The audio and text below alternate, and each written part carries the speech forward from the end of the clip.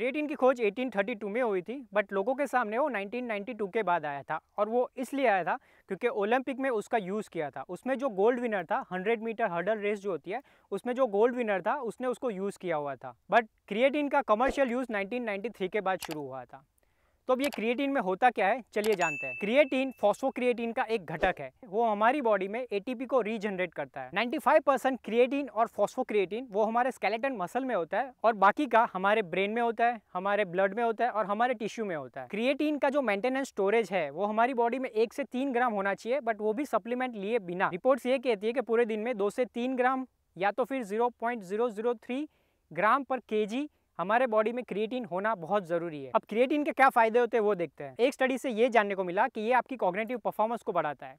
मतलब अगर आप ऐसे लोगों में से हो जो रात को ढंग से सोते नहीं हो और उसकी वजह से आपकी जो कॉग्निटिव एबिलिटी है वो डिक्रीज हो जाती है, तो अगर आप क्रिएटिन ले रहे हो तो उससे आपकी कॉग्निटिव परफॉर्मेंस में बढ़ोतरी होगी। क्रिएटिन आपके मसल वेस्टिंग को कम करता है, तो अगर आपको कैंसर है या ऐसे ही कोई क्रॉनिकल डिजीज है तो ये आपके लिए काफ़ी हेल्पफुल हो सकता है, क्योंकि ये मसल वेस्टिंग को कम करता है। एक स्टडी में ये भी जानने को मिला कि अगर आपको डायलिसिस है तो आपकी किडनी क्रिएटिन को प्रोड्यूस नहीं करती है। इसकी वजह से क्या होता है कि आपके मसल जो होता है वो लॉस शुरू हो जाता है, और अगर आप उस टाइम पे क्रिएटिन लोगे तो वो आपके मसल के लिए काफ़ी अच्छा है। उससे आपके मसल की स्ट्रेंथ बढ़ेगी। इससे ये भी जानने को मिला कि ये आपके डिप्रेशन को भी कम करता है, ये आपका कोऑर्डिनेशन ऑफ मूवमेंट भी अच्छा करता है और ये आपके ब्रेन के लिए भी काफ़ी अच्छा है। ये तो हो गए इसके फायदे। अब देखते हैं इसके साइड इफेक्ट। अब जैसे ही क्रिएटिन लेना शुरू करोगे तो आपका वजन बढ़ जाता है। अब वो वजन जो बढ़ता है वो वाटर रिटेंशन होता है। अब ये वाटर रिटेंशन क्या होता है, तो आपके जो मसल है वो वाटर ज़्यादा होल्ड करेंगे, जिसकी वजह से आपका जो वेट है वो बढ़ जाता है। कुछ लोगों को मसल क्रैम्प आता है, कुछ लोगों को डायरिया भी हो जाता है और कुछ लोगों को डिजीनेस भी इसको लेने के बाद महसूस होता है उन लोगों को। अगर क्रिएटिन किसी आप मेडिसिन के साथ ले रहे हो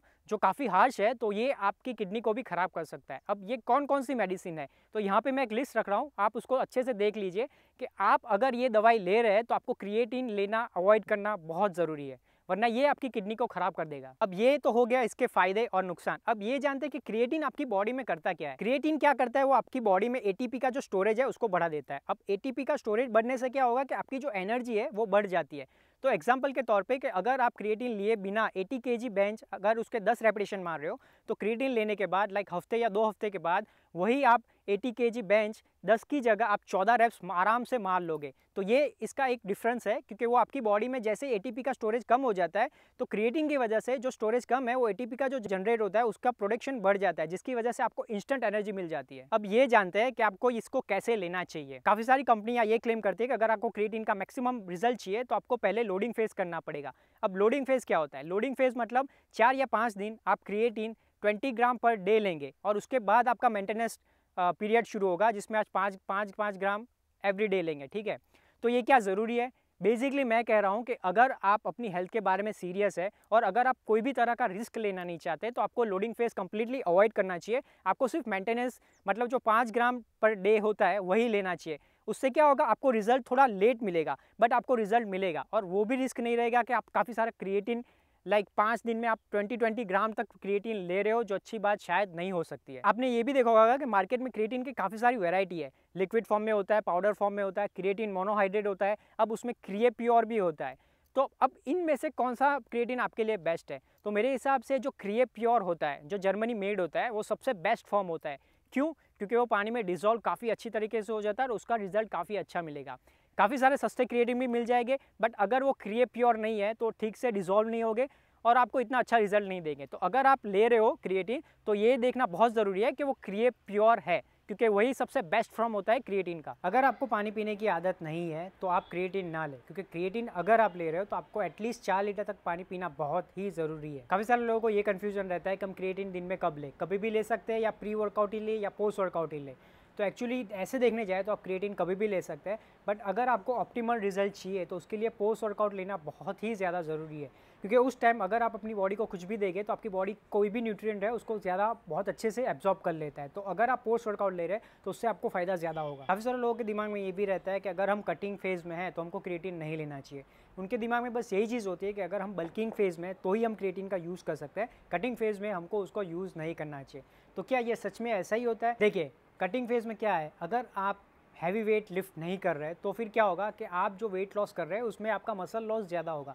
और अगर आपको मसल लॉस कम करना है तो उसके लिए क्या चीज़ आपके लिए हेल्पफुल हो सकती है, आपको हैवी वेट लिफ्ट करना पड़ेगा। और अगर आप क्रिएटिन ले रहे हो तो आपको हैवी वेट आप ज़्यादा अच्छे से लिफ्ट कर पाओगे, आप में वो एनर्जी रहेगी, उसकी वजह से आप हैवी वेट लिफ्ट कर पाओगे, जिसकी वजह से जब आप वेट लॉस कर रहे हो, कटिंग फेज़ में हो, तो आपके मसल कम लॉस हो गए। तो ये बहुत इंपॉर्टेंट है। तो कटिंग फेज़ में हो या बल्किंग फेज़ में हो, आप क्रिएटिन कभी भी ले सकते हो। जैसे काफ़ी सारे लोगों के दिमाग में ये रहता है कि क्या हम क्रिएटिन को लॉन्ग टर्म के लिए यूज़ कर सकते हैं कि नहीं कर सकते, क्योंकि लॉन्ग टर्म पे स्टडी है वो ज़्यादा नहीं हुई है, शॉर्ट टर्म पे क्रिएटिन पे काफ़ी स्टडी हुई है।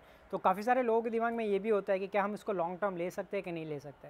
तो लॉन्ग टर्म पे इस पर स्टडी हुई है, जिसमें एक स्टडी ऐसी है जिसमें ऐसा बताया गया है कि अगर आप 5 साल तक क्रिएटिन ले तो कुछ प्रॉब्लम नहीं हो सकता।